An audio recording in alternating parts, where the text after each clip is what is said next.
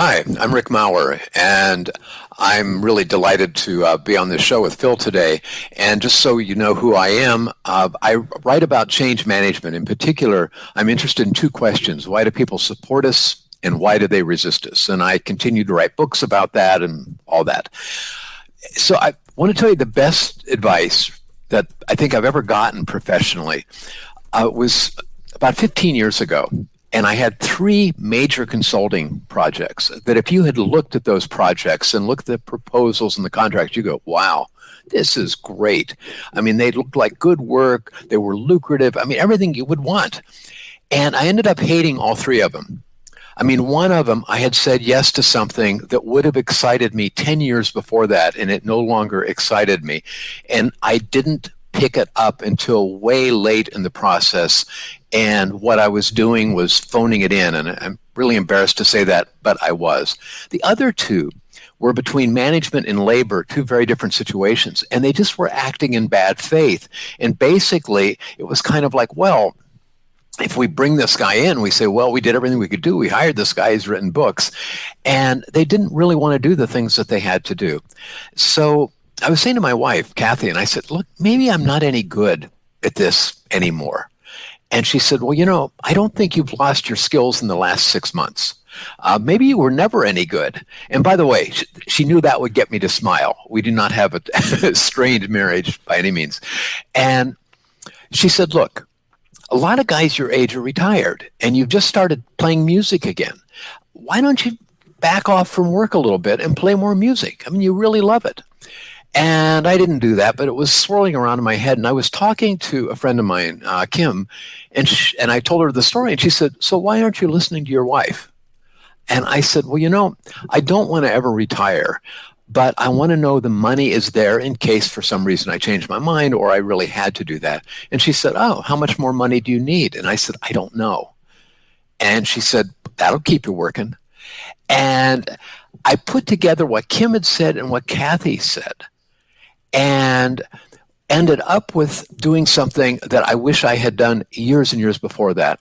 And that was I decided I'm only going to take on projects that give me as much pleasure as music. And my horn is sitting like within arm's reach right here. Today, I will pick up the horn and practice for a couple of hours. And it's not the big gigs. I like playing big gigs once we can start playing gigs again, but I love practicing. I just love having the horn in my hands playing. And so when I get a call and say, hey, could you help us with? I'm really listening is not only am I a good fit for it, but am I a good fit for it from my standpoint too? Like, oh yeah, this would give me the same kind of pleasure that music does. So that's the best advice I ever got. Awesome, Rick. That's great, man. So yeah, I mean, that's a great way to look through relationships. That's a great way to look through just about everything, right? Does it give us pleasure to do it or not? So that's really interesting as we talk about Carpe possibility today, right? Seizing the possibility of what might be, which I think is really important for us to really consider. So, Rick, let's take us back, man. So I know you've written books, right? You play the horn. Talk to me though. How did this get started? Your interest in possibility and what might be. Well, it actually started kind of by chance in graduate school. I'd gone to music school, and then in graduate school, I was studying in a program where I was going to go out and work in schools, and I was going to work with emotionally disturbed kids. These kids, who some psychologist had said they're disturbed. And the philosophy of this graduate program is, a lot of these kids aren't disturbed. It's the schools that are disturbed. And so your job really is to change the school system. And if you can change schools, you'll have fewer kids running around acting disturbed. I bought that then, and I still buy it. But when I got out of school, I got my first real job. And you can imagine, here I am, 25 years old. I walk in, I just gotten out of the Army, out of graduate school, and I walk into a school. Here's teachers who've been there 20, 30 years. And I go, hi, I'm here to help. And they go, well, that's really nice, young man. You sit right over there, and the moment we need help, we're going to ask for it. And every time I would come up with an idea that I, of course, thought was brilliant, it would go nowhere. And that started it. And as I was teaching, I would keep doing things and keep saying, how come they listen to other people and they don't listen to me? And after about 8 years of teaching, I had learned about the field of organization development, and so went back to school, was studying that. But that whole thing stayed with me: is how come some people are able to get their ideas across and others not? And that's what got it all going. And it's still, I think I've got some really good answers to that, but it's still a work in progress. Wow. No. Wow, that's interesting. That, I mean, that ties nicely back to your whole, it's the school, and maybe I'm not so good, but I know that I am. And I've got insight here, right? I mean, even as a 25-year-old, I can only imagine how you still had value even though nobody was listening to you. So how did you crack that? Like, what was the first thing that you discovered there? Because that's so fascinating to me, because I started out going to school to teach, and I suffered from a lot the same, Rick. Yeah. It's how did I discover it? Well, a big thing that happened is a lot of my clients were really in the late 80s were really saying, man, we're facing a lot of change and a lot of resistance and blah, blah, blah, blah, blah. What can we do about it? And so I started searching the business press, and I remember doing a literature search. This is back when you actually had literature and not Google. And I just typed in, like for Fortune and Wall Street Journal, the phrase resistance to change. And one word kept coming up, one verb, and it was to overcome. We need to overcome resistance. Now, I get the sentiment, but that actually works against it. In my experience of saying, I'm here to help, man, when you push back against resistance, you actually are inventing more resistance, And so, well, what do I mean, I've been studying Aikido and Tai Chi, both martial arts, that really use the energy of the other person. And so you're not, in fact, in Aikido, some schools of it, there are no attacking moves. You can't do an aggressive move. You can only do it in response. I was looking at that, and then I started studying at a place called the Gestalt Institute of Cleveland. And the Gestalt approach to resistance is people resist for a good reason. We need to respect that. And if you respect it, and listen to it, people are far more likely to start breaking down some walls and starting saying, well, what about this? What about that? That doesn't mean people are a pushover, but it was a very different approach.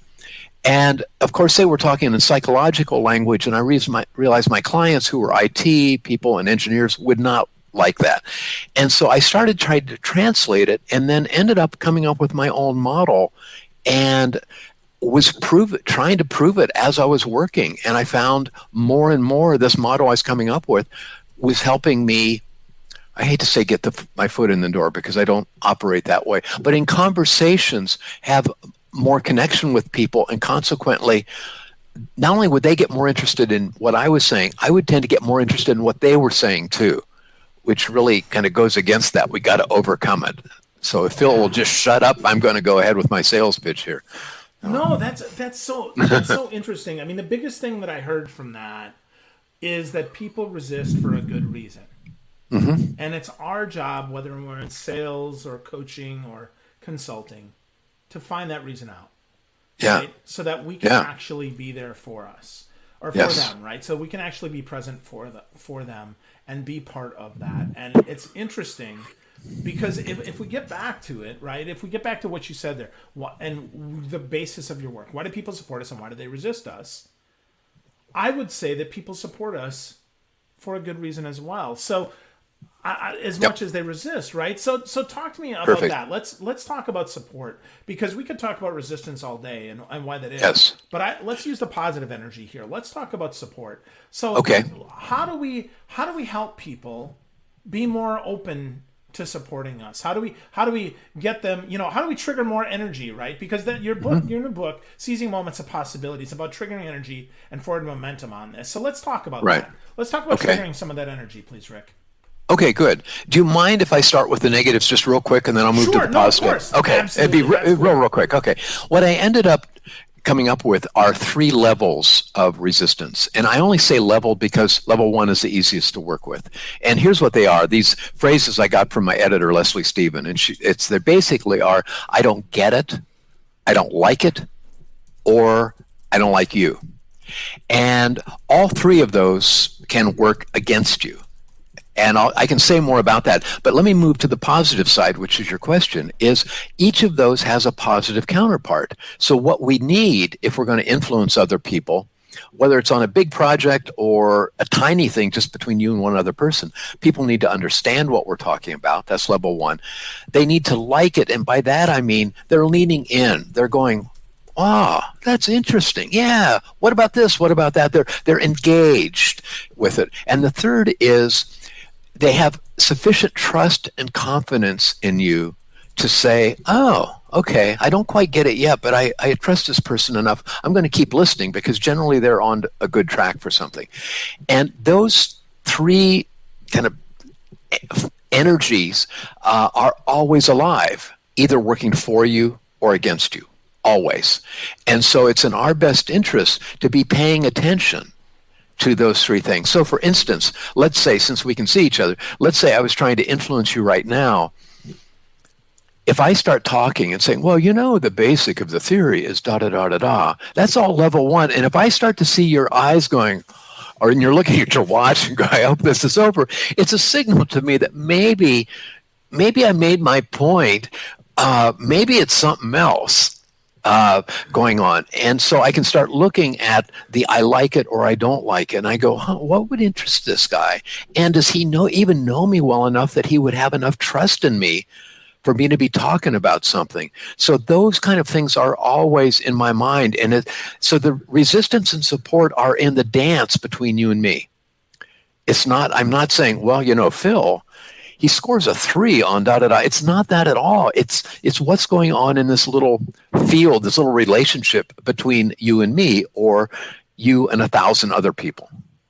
Ooh. So resistance and tension, right? The tension between I don't like it and I don't understand, right? We have to overcome that. We have to overcome the leaning in versus the I don't like it, and the trust and confidence versus the I don't like you. And that's so interesting because I agree with you that it's not about overcoming that. It's about understanding that, accepting that, and moving and trying harder maybe to do that. So to your point, let's break those three down because I think they're a key, and I do think they're really important and often misunderstood. So yes. First, I don't get it, right? I don't understand what the heck is this guy talking about. Let's start there. How do we do that without being condescending? How do we get people to understand without being like, hey, dummy, this is the stuff that I'm interested in. You should just listen to me. Well, right there, I mean, that last phrase is absolutely key to that once I've explained something, if I'm doing it in clear English or whatever language you're using, if I start saying more than that, I run the risk of treating it. You'll start to say, does he think I'm an idiot? So what do I need to do to say, hey, this is the best way to get from here out to the airport, just so you get it. And so that's what I'm paying attention to. If I start doing more than that, I run the risk of losing you. So the ways to do it, I mean, you can have people in the audience, or you can, if you have enough trust, you can ask people. But one mistake we make is we figure, all right, if Phil's resisting, he must not have understood it. I'll explain it again. And this time I'll use clip art. And so we often, and with the best of intentions, we keep overdoing the selling part, the talking part. And so the big thing is just make your case and shut up. Or ask questions. Hey, what do you think about that? That kind of thing. So, wow, those are things that often don't get done on sales calls. Often leaders don't do that because we fill the silence, right? We fill the silence with more noise instead of allowing people to process and to say, that's interesting, and then to ask a question themselves, or to your point, to ask them a question of, is this what you meant? Is this without so many words, right? Am I making myself clear without making you feel like an idiot? I think that's really, really key. Okay. Yeah. That's good. That's really good, man. So, thanks. Okay. So leaning in, right? It's easy if I'm looking at you, right? But if I turn my camera off and you can't see me, how do I know that you're leaning in? How do I know that you're not just like, oh, I'm not really here, man? Well, it's harder. But one thing you can do is cut down what you're saying into little bite-sized nuggets. And you might even say, so Rick, does that make sense? So, hey, I've been talking for a couple minutes. What questions do you have? And you might get questions. You might start to get pushback. So does this mean we're all going to lose our jobs? Does this mean, which is starting to go to level 2 thing, but leaving a lot of space, as you were suggesting, just leaving a lot of space, but with some invitation for people to engage during that space. So just asking a direct question. Hey, I'd really like to hear from you. Does this make sense to you? If not, where am I being unclear, or things like that. But all I'm looking for at that level 1 is, do you understand it? It doesn't mean you're going to buy it or that you like it. It's just you understand what I'm talking about. And so I ought to be able. I have to keep cutting myself back from what I'm saying. So, which is so interesting. That's so interesting, right? Saying less actually says more, because we get people to really. To come in. I mean, your point there about leaving space for questions with an invitation for engagement, not just, shut up and think about it, but really think about it and tell me what you think. Like, give me some feedback. How is this working for you? What isn't clear? I think is really, really strong there. I really like that, Rick, and I think that's cool. Really powerful. Yeah. So now that we've got some understanding here, and we've got a little bit of leaning in, learning in, if you will, being engaged. Yeah. Now we get to the interesting part, and this is the trust and confidence. And I would, I know just from my experience, this is not something that happens in a conversation. This is something that happens over the lifetime of the relationship. Yeah. Right. This is something that builds over time. But how do we start the trust and confidence? How do we start that? I mean, do we read them our CV, or what's the way that we start this? Yeah, that'd be the bad way. That's one way to do it, though. Well, first of all 3 of those are alive all the time. So I can't just start with facts and figures. I've got to be presenting it in a way. And let me tell you a quick story. I was working with a software development company. They were having an offsite retreat, and on Friday night they had a big gala thing. So a lot of people stayed up late and dancing and drinking. 8 o'clock Saturday morning, people had to make presentations to each other. And this one poor guy had the 8 a.m. slot.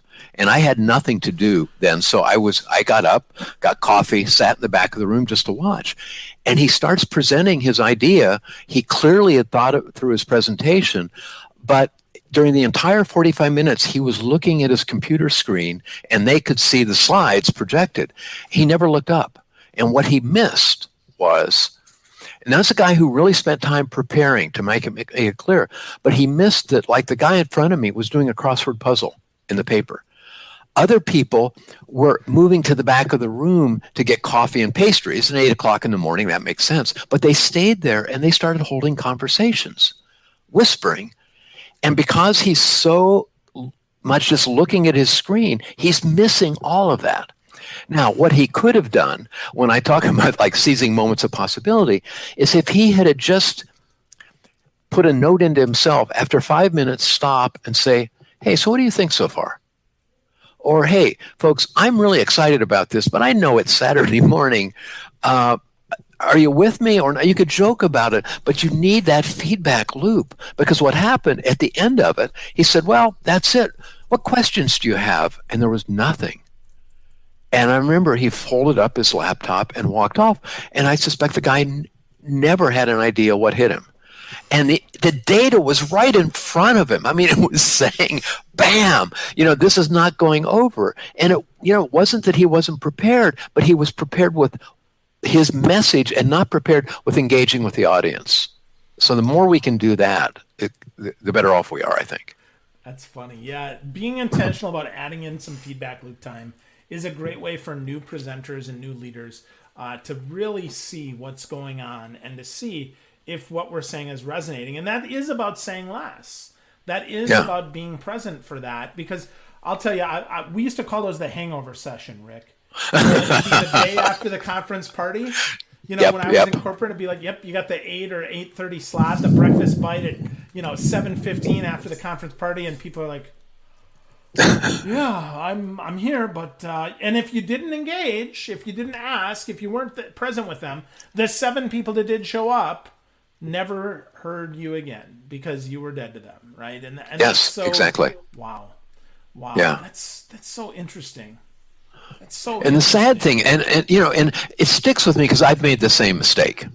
And the good news is that if we just step back, there are, I would say, literally hundreds of little moments of possibility when we could stop and ask a question, or we could really pay attention to, there's a lot of side conversations, or I seem to be losing them there. I mean, it's, man, if we're just focused on the data, it's like we've got this narrow laser-like vision and we're missing all the stuff that's going on around us. So, Wow, wow. That's so right on. That's so interesting because I've made that mistake too. I've been the presenter at the hangover session and failed miserably as well. yeah, And I hope I've learned from that. I do a lot more presentations now, so yeah, that's fun. So and one of the things you talk about in the book, I think we'll kind of blend it together, if you will, and that is the whole idea of thinking like a barista. I really yeah. think that's such a powerful idea here. So talk to us about how we do that as a leader, as a salesperson, as someone who needs to get our ideas through. Yeah.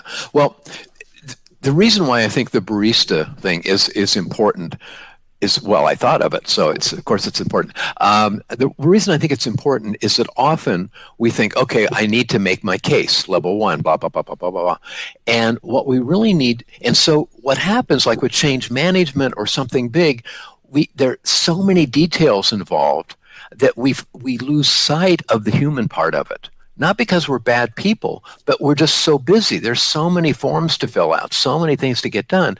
And what I think we should do is think of ourselves as good baristas. Now, my local coffee shop just reopened. I'm very, very happy. And I'll go down there and I'll get in line and there'll be somebody who orders a latte. And I've never heard anybody say, hey, give me a latte, but hold the milk. Because you can't do that. A latte is a blend of steamed milk and espresso. And when they're blended together well by a good barista, you can't tell where the coffee ends and the milk begins. It's this seamless blend of goodness. And that's what I believe our strategy should be, whether it's just you and me talking with each other or we're trying to influence 1,000 people in person or on Zoom or whatever, is how do we blend it together and not make it an add-on? Yeah, and on Friday we're going to have pizza. Well, there's nothing wrong with that. But the point is, how do we make this dreary meeting we're having on a Tuesday actually come to life? So that's for me, that's the key of it. So. Yeah, blend it all together, right? Bring it to life, and don't let people know where it starts, where it ends, and just be one. I dig that a lot. So as we're going here, I enjoyed the book, and I want to talk to you a little bit more about that energy, though, because coffee is energy to me, but it's false energy. So how do we insert real energy into these meetings without seeming hokey, right? Because I'll tell you, Rick, personally, when people first met me, I had one of my dear friends who thought I was like a Pollyanna because I'm high energy all the time. That's just who I am. But how do we help people see that and inject that energy without injecting that coffee energy, right? Without seeming fake. Yeah, that's a great question. How do we do that? I just need to collect my thoughts on that. One thing that really helps is I actually talk in the book about these pockets of energy, and the first one is really important, and that is that people feel a sense of urgency for what you're talking about. So if they don't feel a sense of urgency, then you're talking about the details of what it's going to look like, and all of that doesn't make any sense. You're already trying to engage them. You're trying to engage them at a point where they aren't. They're going, why is he talking about this? This isn't important. So for instance, if it's a sales call and I'll say, hey, I'm glad you had a couple of minutes to talk, Phil. I got this phone for sale. And you're thinking, I just bought a new phone. And this phone is great. I mean, and it does blah, blah. And I'm going into the features and benefits. And not only that, you don't even have to be on the call. It'll talk itself. It's just blah, blah, blah. And you're just not paying attention because you got a phone already. There's no urgency. But if you just lost your phone down a drain during a storm, and I go, hey, I sell phones, you go, really? So we need to somehow to be addressing. I've never told that story before. I like it. I like your reaction. Thank you. That we need to be willing and have ways to get people as either as excited or as afraid as we are to say, God, yeah, what are we going to do about that? Because you can get other people saying, what are we going to do about that? And I'd be glad to give a couple of examples, but that's what I would Yeah, do. well, let's definitely give some examples. But one of the things I want to share on that, because I know urgency is a great driver for decision making, but we have to remember that it's not our urgency as the deliverer, but it's your urgency as the receiver. That's the most important thing. We can't. So finding out, to your point about, I don't get it, helping them understand what they're talking about and connect that to something that's important to them is really important and really a key to helping, take that energy from me and this problem suck and I want to get you off the phone to, hey, Rick, let's spend some time together. Let's solve this problem. So Yeah. give me an example or two of that, please. Yeah. Let me give you a corporate example and then a sales example. There was a period in about 20 years ago in the States where a lot of healthcare institutions were turning into profit-making entities.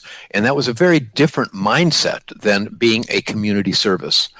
And I was working in one of a small hospital, and they were part of a 12 hospital system located around the United States. And changes just seemed to be going really well there. I mean, they had the same pressures everybody else did. And I was talking to the CEO one day, and I said, am I on track here? I mean, you're just not getting resistance. I mean, people seem to be with you on stuff. Are you not facing the same problems? And he said, oh, no, we face exactly the same problems. And I said, so what's going on? And he said, well, two things. He said, one, as CEO, I'm invited to meetings all the time. My calendar is filled with meetings.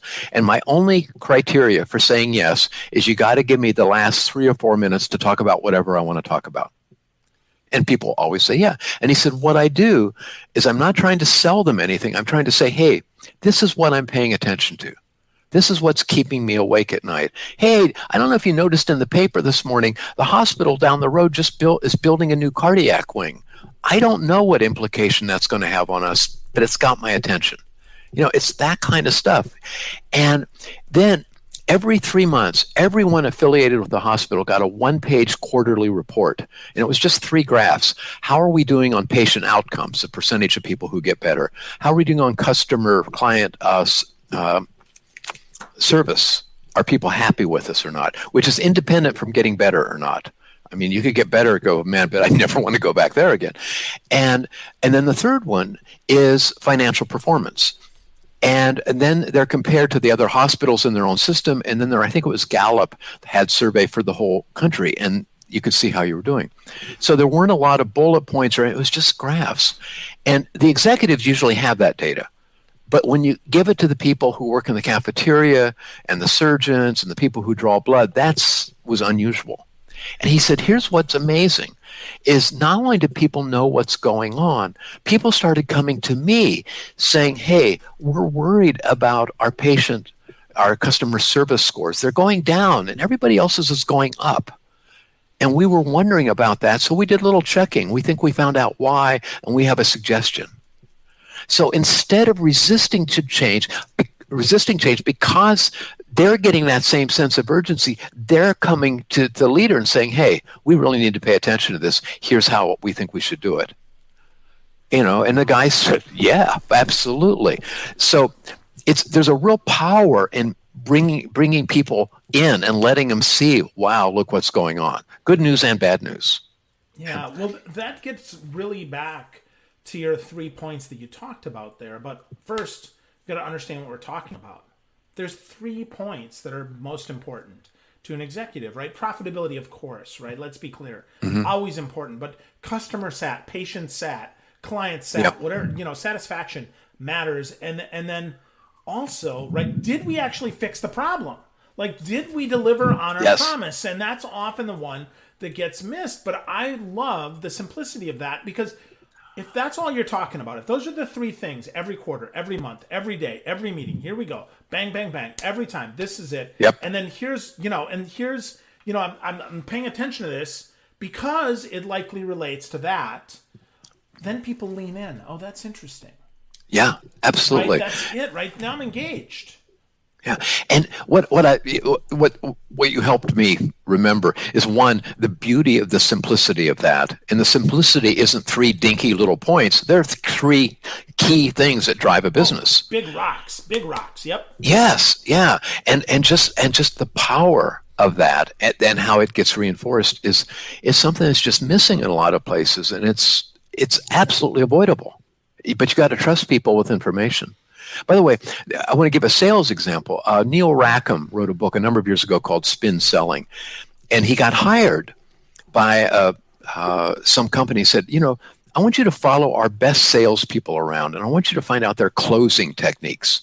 So, for any of your viewers who aren't in sales, a closing technique is, what are your things you're closing to try to get the people to buy. So, how many of these cups would you like today? That kind of thing. And there's hundreds of them, and a lot of them have names and that. And it's been around since probably the early part of the 20th century. So he followed the better salespeople around, and he gets together with the executives, and he says, so what did you learn? And he said, they don't use closing techniques. He said, no. He said, what did they do? And he said, I told you what they do. They go in, they ask a lot of questions, they are creating relationships, but they don't try to close a sale. And he got fired. But from that, he said, no, I'm on to something. And he ended up kind of creating his own business and writing this book, which I think is brilliant. And the better salespeople, I'm not talking about you need to buy a new toaster and you need it by tomorrow morning, and you say you're going to go out, and then that's a different thing. But it's the kind of big thing that people go, it's that big thing where the relationship and really listening to what they need, as well as what you're trying to deliver, really makes a huge difference. And better salespeople will go, well, yeah, that's what you do. But I'm amazed at how many salespeople don't do that, and also how many change people forget that kind of wisdom that we could learn from the better salespeople. So. I love that. And I totally agree. It's about listening. It's about sharing back. It's about reflecting. It's about leaning in, right? And giving our energy to the solution instead of the problem in many cases, and helping people get there so that they can develop that trust and that confidence. Yeah. Because sometimes the solution isn't available, right? Sometimes the real solution we don't have access to. Sometimes we just have to take a step towards it, and we don't always get the whole thing. Mm-hmm. So that's so interesting. A lot of stuff there. A lot of stuff there, Rick. I really dig that.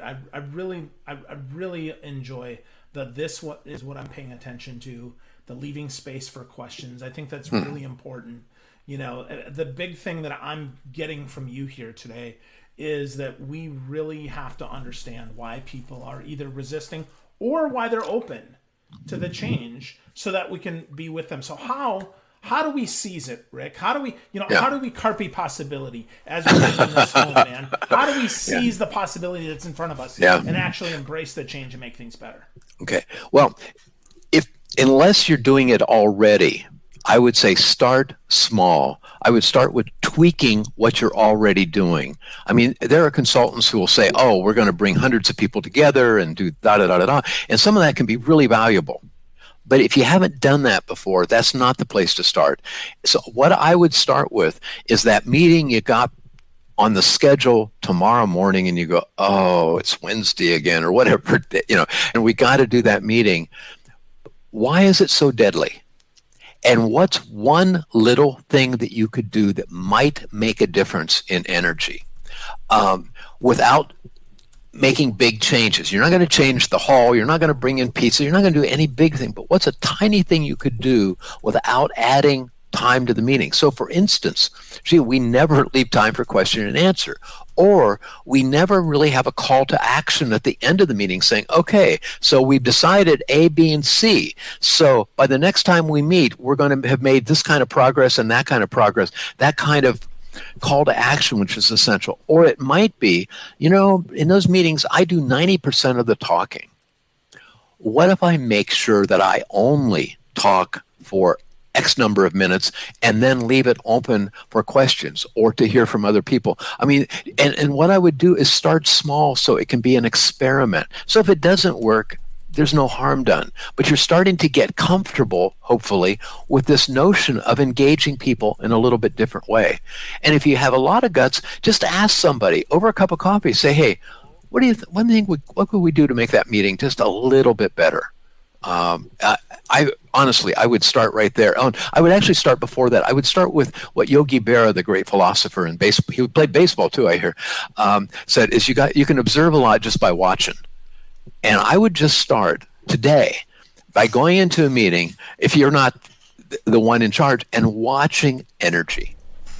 Just watching it. It's fun to watch other people, dig holes for themselves. And it's also fun to see, wow, how come when Phil's speaking, people are taking notes, they're literally leaning forward. What's he doing?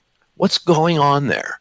And so that's a great place to start. And then I would start just by these little tweaks before you ever go into the really big things, because you can just get really scared really quickly if it's this big thing and man, there's just too much writing on it. So, wow.